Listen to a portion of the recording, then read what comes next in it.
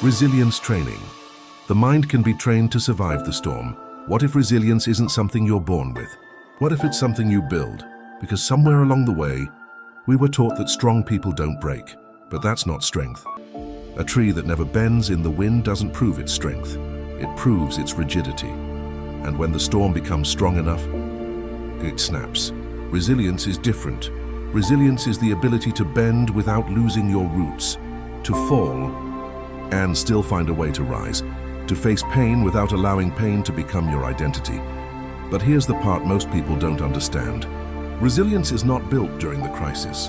It is built before the crisis arrives, through small moments. The difficult workout you wanted to quit, the conversation you were afraid to have, the morning you felt empty, but still got out of bed. Every time you voluntarily face discomfort, your brain learns something powerful. I can survive difficult things. This is resilience training, not pretending life is easy, but teaching your nervous system that discomfort is not always danger. Because the human brain is constantly asking one question: can I handle this? And every challenge you face becomes evidence. When you avoid everything difficult, your brain learns, this is too much.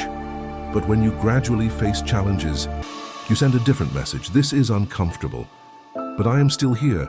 Over time, your response begins to change.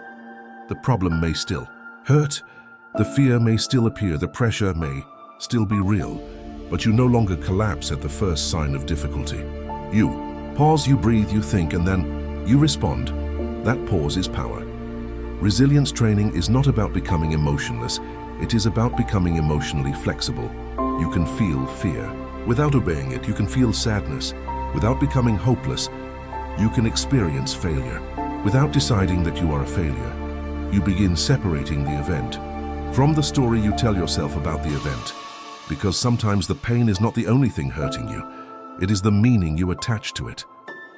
I lost becomes I learned.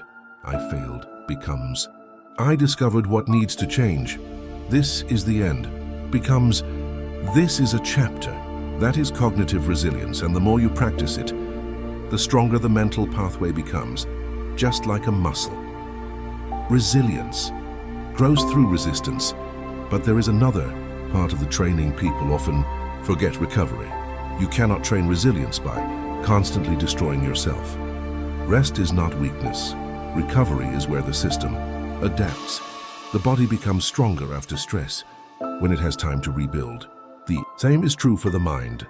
You need moments of silence, sleep, connection, reflection. You need people who remind you that you are more than your worst day, because resilience is not always standing alone. Sometimes resilience is knowing when to ask for help. Sometimes the strongest sentence you can say is, I can't carry this by myself. And that is not surrender, that is strategy. So start training. Do one difficult thing on purpose. Keep one promise to yourself when nobody is watching. When something goes wrong, ask, what is this teaching me? Not, why is my life over?